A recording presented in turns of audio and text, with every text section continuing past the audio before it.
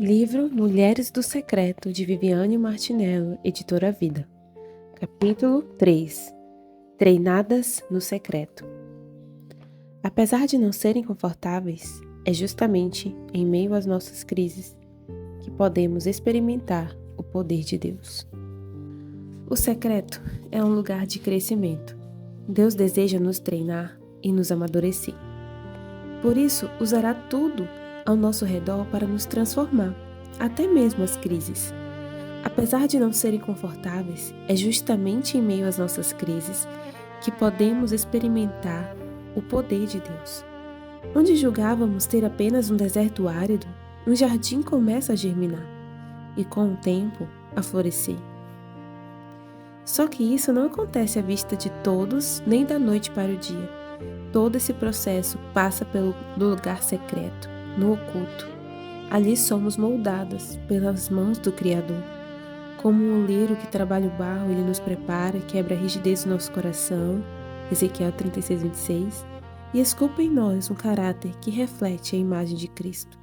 O Senhor nos revela o que precisa ser mudado em nosso interior e nos ajuda a superar as nossas limitações. À medida que amadurecemos na jornada, percebemos que existem coisas possíveis de serem treinadas. Como um músico treina suas habilidades para se tornar excelente em sua profissão, também podemos exercitar e desenvolver aspectos do nosso interior. Digo por experiência própria, sempre lutei muito com a timidez. Esse problema era tão visível em mim que, ao me expor diante dos outros, o meu corpo chegava a fraquejar.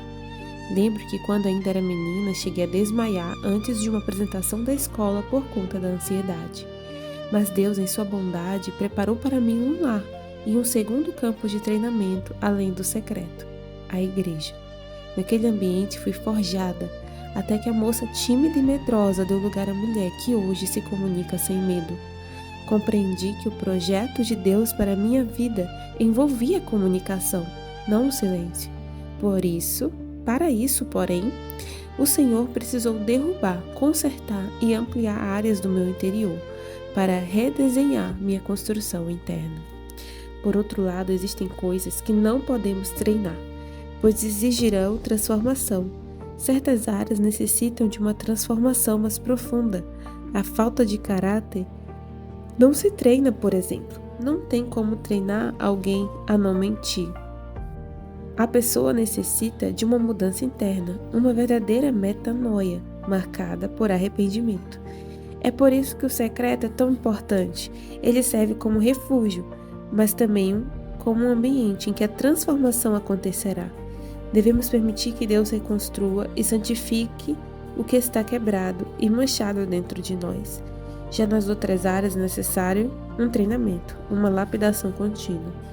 Nesse espaço escondido, longe dos olhares alheios, travamos batalhas e somos preparadas para desafios maiores. Davi, antes de vencer Golias e diante de todo o povo, precisou lutar contra ursos e leões em segredo.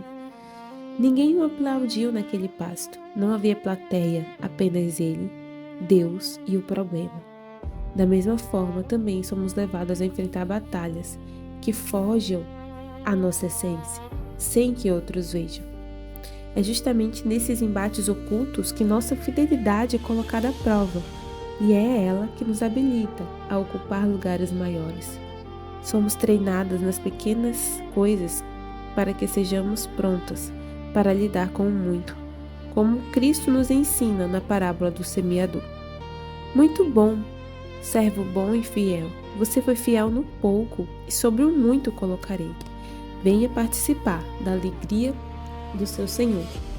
Mateus 25:21. Esther também é um exemplo disso. Apesar de sua beleza, ela começou sua jornada como um diamante bruto e precisou ser lapidada para exercer sua vocação. A moça teve de se sujeitar à orientação de quem conhecia a corte. Esther ouviu e seguiu cada conselho e ensinamento das pessoas que o Senhor colocava em seu caminho. Com humildade, demonstrou sabedoria de alguém que reconhece seu valor de se submeter a um processo. Mordecai e Hegai foram dois homens muito importantes em sua história. Ao receber o suporte de cada um deles, ela não perdeu a autoridade, pelo contrário, ganhou uma força nova, a autoridade que nasce da sujeição sábia e da consciência de propósito. No reino dos céus é assim. Quando nos permitimos ser lapidadas, não perdemos nossa essência, mas somos capacitadas e habilitadas para o que Deus preparou para nós. A diferença entre Esté e Vasti nos mostra isso. Vasti provavelmente tinha crescido em berço real. Estava acostumada ao luxo e à etiqueta da época, era protegida e preparada desde a infância para a realeza.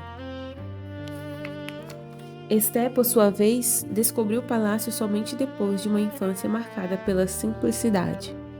Tudo ali era novo. Ela não tinha recebido aulas de etiqueta nem estava acostumada aos rituais de beleza. Na verdade, ela carregava marcas de uma vida simples.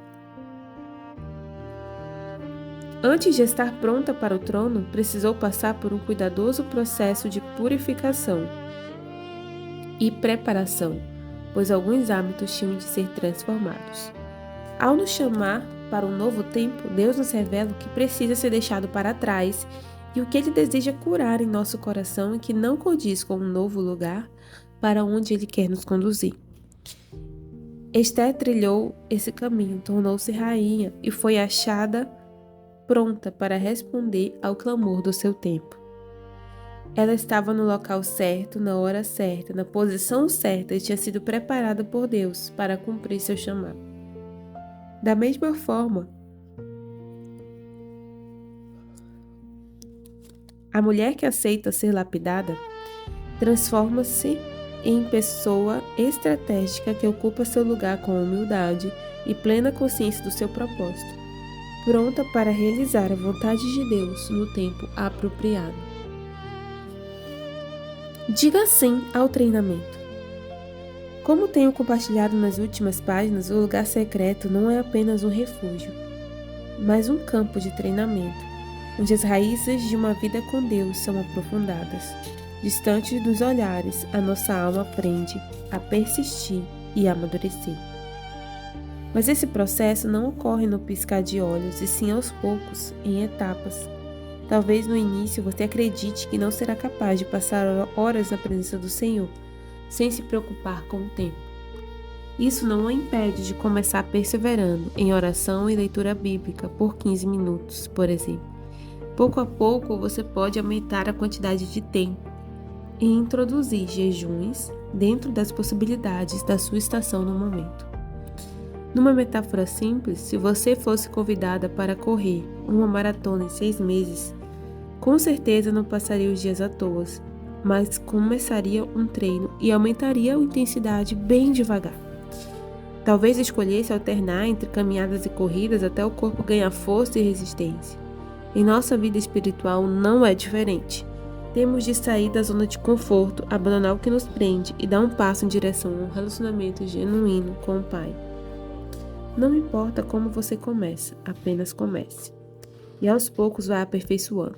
Ninguém vence uma maratona sem nunca ter corrido antes, não é mesmo? Com o Senhor é assim também. Não construímos intimidade com Ele do nada. É um exercício cotidiano de entrega. Muitas pessoas procuram receitas mágicas para a vida no secreto, mas como em todo relacionamento, não existe fórmula. O vínculo se desenvolve na simplicidade dos encontros diários, na naturalidade da convivência, no desejo sincero de conhecer e ser conhecido. Por outro lado, existem sim alguns conselhos práticos, não regras, que podem dar um norte para quem não sabe por onde começar. O primeiro conselho é a escolha de um lugar específico para o seu encontro com Ele. Muitas vezes será seu quarto com a porta fechada. No entanto, no meu caso, sempre foi a sala, que fica vazia depois que todos vão dormir. Pego um tapete, uma almofada e me sinto à vontade para me sentar, ajoelhar ou até andar e declarar a palavra. O importante é separar um espaço para reconhecer a presença de Deus e se mover de acordo com a direção do Espírito Santo. Segundo, Preocupe-se mais com a constância do que com a intensidade. Provavelmente, a maioria dos seus momentos na presença de Deus não será marcada por situações extraordinárias ou fortes emoções. O segredo é persistir em buscar a face dele vez após vez. Lembre-se também de que o tempo não é o fator mais crucial. Aliás, às vezes ele é curto, mas os minutos são cheios de verdade e rendição. É isso que importa. Não se trata de impressionar a Deus com longas orações, mas de se permitir ser tocada. Pode ser que você tenha acabado de dar à luz ou esteja em período de provas finais na pós-graduação, por exemplo, e hoje não consiga passar horas no secreto. Mesmo assim, pode render o seu coração diante do Senhor no tempo que conseguir separar para esse encontro especial. Terceiro, sempre tenha uma Bíblia, um caderno e uma caneta por perto. Afinal, Deus falará com você. Para se lembrar de cada detalhe, anote o que vier à sua mente, aquilo que ele falar com você enquanto lê a sua Bíblia, e registre as direções que o Espírito Santo lhe der. Mesmo que já tenha lido um versículo várias vezes, ele pode ganhar um significado novo se estiver atenta ao que o Espírito Santo quer lhe mostrar. Escreva livremente e vá preenchendo quantos cadernos quiser. Eu mesma tenho muitos cadernos com direções específicas que Deus me deu.